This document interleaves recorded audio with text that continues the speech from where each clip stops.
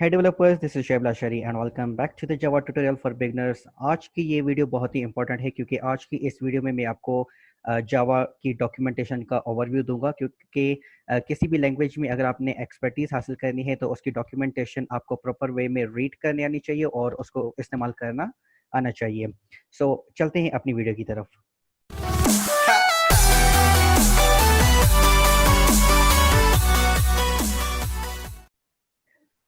दोस्तों डॉक्यूमेंटेशन की तरफ चलने से पहले मैं आपको थोड़ा सा ये बताता चलूं कि अगर आपने system.out.println जो कि हमने लास्ट वीडियो में थोड़ा सा मैंने आपको सिर्फ ओवरव्यू दिया था, आज मैं उसके बारे में थोड़ा आपको बताऊंगा डिटेल में और फिर हम जावा की डॉक्यूमेंटेशन देखेंगे कि ये जो system.out.println है ये एक्चुअल में आता कहाँ से है, ये कहाँ पे पड़ा हुआ होता है और ये कैसे इस्तेमाल हो रहा है, ये सारी चीज़ों को आज हम देखेंगे इस वीडियो के अंदर। सबसे पहले हम क्या करते हैं, यहाँ पे एक क्लास बना लेते हैं और उसको जो है हम नाम दे देते हैं सेकंड प्रोग्राम का। और ये चीज़ें मैंने आपको लास्ट वीडियो में ऑलरेडी अच्छे तरीके से एक्सप्लेन कर चुका हूँ, तो अगर आपने वो वीडियो नहीं देखी तो काइंडली उसको देख लें ताकि ये चीज़ें आपको अच्छे तरीके से समझ आ सकें। ठीक है जी, तो ये मैंने सिंपल जो है जावा का कोड लिख लिया है। तो सबसे पहले मैं इस फाइल को सेव कर लेता हूँ। करने के लिए मैंने सिंपली कंट्रोल एस को प्रेस किया और लेक्चर 2 के अंदर सेकंड प्रोग्राम डॉट जावा के नाम से मैं इसको सेव कर देता हूँ और क्लास को जो है हम यहाँ से हटा देंगे। उसके बाद सिंपली सेव कर देते हैं। अब अगर आपने कोई भी चीज़ को प्रिंट करवाना है तो उसके लिए हमें चाहिए होता है कि हम लिखें system.out.println और उसके अंदर हमें जो भी कुछ प्रिंट करवाना होता है तो वो हम लिखते हैं। जैसे फॉर एग्जांपल लास्ट वीडियो में मैंने आपको हेलो वर्ल्ड लिख के दिखाया था, तो system.out.println लिखने के बाद सिंपली हम इस कोड को पहले रन करके देखते हैं। और यहाँ पे कमांड प्रॉम्प्ट के अंदर एक चीज़ आप देखें कि अगर आपने मल्टीपल फोल्डर्स के अंदर उनके अंदर अगर आपने जाना है तो उसके लिए हम सिंपली क्या करते हैं, CD डेस्कटॉप के अंदर मुझे जाना है, उसके बाद मैं स्लैश दूंगा। स्लैश जो मैंने लगाया उसको थोड़ा अच्छे तरीके से देख लें, ये आपका बैक स्लैश है, फॉरवर्ड स्लैश नहीं है। और उसके बाद जावा कोड्स के अंदर मुझे जाना है और उसके बाद मुझे लेक्चर्स 2 के अंदर जाना है। तो ये सारी चीज़ें मैंने स्लैश लगा के जो है मैं डायरेक्टरीज के नाम लिखता गया एंड देन सिंपली एंटर को प्रेस कर दिया तो मैं डायरेक्टली लेक्चर 2 के अंदर आ चुका हूँ। अब कंपाइल करने के लिए सिंपली आपको पता है कि जावा सी लिख के हम क्या करते हैं, सेकंड प्रोग्राम डॉट जावा कर दिया है मैंने। तो ये कोड हमारा कंपाइल हो गया और अब इसको रन करने के लिए सिंपली जावा लिखेंगे और एंटर प्रेस कर देंगे तो ये देखिए हेलो वर्ल्ड यहाँ पे लिखा हुआ है।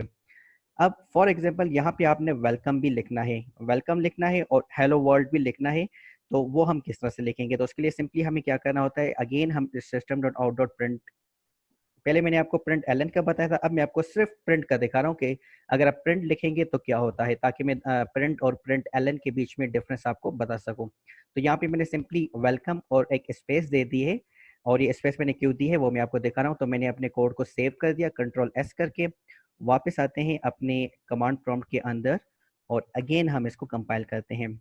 तो जैसे ही मैं इसको कंपाइल करूंगा तो देखें वेलकम और हेलो वर्ल्ड आपका एक ही लाइन के अंदर लिखा हुआ है। प्रिंट और प्रिंट एलन के बीच में जो डिफरेंस होता है वो ये होता है कि अगर आप सिर्फ प्रिंट लिखेंगे तो वो आपके जो लाइन है उसको ब्रेक नहीं करता, लेकिन अगर आप प्रिंट एलन लिखेंगे तो उस सिचुएशन में क्या होता है कि वो चीज़ प्रिंट होने के बाद आपकी जो लाइन है वो ऑटोमेटिकली ब्रेक हो जाती है। ठीक है जी, तो ये था सिंपल डिफरेंस प्रिंट और प्रिंट एलन का। अब लाइन को ब्रेक करने का एक और तरीका भी होता है, अगर मैं चाहता हूं कि ये वेलकम हेलो वर्ल्ड में एक ही system dot out dot print Elon के अंदर लिखूं, तो उसके लिए हमें क्या करना होगा, वेलकम और यहाँ पे फॉर एग्जांपल मैं इसको एलन कर देता हूँ ताकि जो हमारा नीचे वाला कोड है वो नीचे चला जाए और यहाँ पे मैं लिख रहा हूँ वेलकम हेलो वर्ल्ड। और अब इसको हम सेव करके इसका आउटपुट चेक करते हैं कि क्या हमारे पास आता है। तो यहाँ पे अगेन मैंने इसको सेव करके जो है यहाँ पे कंपाइल किया है और अगेन मैं इसको रन कर रहा हूँ तो देखें वेलकम हेलो वर्ल्ड आपका एक ही लाइन के अंदर लिखा हुआ है। लेकिन अब मुझे क्या करना है, इस system dot out dot println एक ही के अंदर हेलो वर्ल्ड को मुझे नीचे शिफ्ट करना है। तो उसके लिए हम यहाँ पे क्या करते हैं, एस्केप सीक्वेंस इस्तेमाल करते हैं। एस्केप सीक्वेंस क्या होते हैं वो मैं आपको आगे डिटेल में बताऊंगा, लेकिन उसका एक जो है वो मैं आपको बता देता हूँ कि जो हम कॉमनली यूज करते हैं लाइन ब्रेक के लिए। तो यहाँ पे हम लिखते हैं forward slash sorry backslash n, ये बैक स्लैश एन क्या करेगा, लाइन को ब्रेक कर देगा। तो देखिए बैक स्लैश एन और हेलो वर्ल्ड के बीच में मैंने स्पेस दिया है जो कि मुझे नहीं देना चाहिए, लेकिन दिखाने के लिए मैंने यहाँ पे दिया है। और यहाँ पे अब मैं अगेन इसको जो है रन कर रहा हूँ तो ये देखें हेलो वेलकम और हेलो वर्ल्ड आपका नेक्स्ट लाइन पे आ गया है, लेकिन थोड़ा सा आगे स्पेस है। ये स्पेस जो आगे स्टार्टिंग में आ रहा है वो इसी वजह से क्योंकि इन दोनों के बीच में मैंने यहाँ पे स्पेस दिया हुआ है। सो अगर आपने ये स्पेस खत्म करना है तो इसको आप खत्म कर दें, फाइल को सेव करें कंट्रोल एस करके, और यहाँ पे अगेन आपको इसको कंपाइल एंड रन करना होगा। तो ये देखिए आपका जो है अब परफेक्टली हो चुका है। सो गैस इस वीडियो में हमने ये देख लिया कि system dot out dot print एलन किस तरह से काम करता है, प्रिंट एलन और खाली प्रिंट के बीच में क्या डिफरेंस है, और इसके अलावा मैंने आपको एक एस्केप सीक्वेंस बता दिया है जो कि स्लैश एन है, लाइन को ब्रेक करने के लिए होता है। अब मेरा सवाल यहाँ पे ये है कि ये जो system dot out dot print एलन हमने इस्तेमाल किया है, ये एक्चुअल में आ कहाँ से रहा है, कहाँ से ये आता है और ये कहाँ पे पड़ा हुआ है। हम तो इसको सिर्फ इस्तेमाल कर रहे हैं ना, लेकिन ये आ कहाँ से रहा है। तो काफ़ी डेवलपर्स को ये चीज़ें पता नहीं होती क्योंकि वो जावा की जो डॉक्यूमेंटेशन है उस पे काम नहीं करते। तो जावा की डॉक्यूमेंटेशन के लिए आपने सिंपली क्या करना है, google.com ओपन करनी है एंड यहाँ पे आपने लिखना है जावा 14 एपीआई डॉक्यूमेंटेशन, क्योंकि 14 इसलिए क्योंकि करंट वर्जन जो है वो 14 चल रहा है, सिंपली इसलिए मैंने जो है यहाँ पे 14 लिख दिया है। उसके बाद आपने सिंपली यहाँ पे जो फर्स्ट लिंक आपको नजर आ रही है जेडी के 14 डॉक्यूमेंटेशन, इस पे आपने क्लिक कर देना है। जैसे ही आप इस पर क्लिक करेंगे तो ये वाला पेज आपके पास ओपन हो जाएगा। अब यहाँ पे आपने सिंपली क्या करना है, एपीआई डॉक्यूमेंटेशन के ऊपर आपने क्लिक कर देना है, तो ये वाला पेज आपके पास ओपन हो जाएगा। अब यहाँ पे कंप्लीट डिटेल आपको मिलेगी जावा के, जो भी हम पैकेजेस यूज करते हैं, क्लासेस यूज करते हैं, मेथड्स यूज करते हैं, सारे जो है उन्होंने इस डॉक्यूमेंटेशन के अंदर रखे हुए हैं। तो ये एक बहुत ही अच्छी जो है ना हमारे लिए यूँ समझे कि एक गाइड होती है जिसको हम यूज कर सकते हैं। तो यहाँ पे अब मुझे सिस्टम के बारे में मालूमात लेनी है कि ये सिस्टम जो मैंने क्लास लिखी है ये कहाँ से आ रही है, किस पैकेज से आ रही है। तो इसके लिए सिंपली मैं यहाँ पे सर्च कर रहा हूँ, सिस्टम लिख के एंटर प्रेस कर रहा हूँ और यहाँ पे अब हमारे पास ये लोड होके आ जाएगा। सो सिस्टम लिख के मैंने एंटर प्रेस कर दिया। जी जी, यही मुझे जावा लैंग वाली सिस्टम चाहिए। तो यहाँ पे अगर आप देखें तो इसका जो पैकेज है वो है dot lang, Java dot lang एक पैकेज है। पैकेज को अगर मैं सिंपल वर्ड्स में एक्सप्लेन करने की कोशिश करूँ तो वो ये है कि आपके कंप्यूटर में फोल्डर्स बने हुए होते हैं।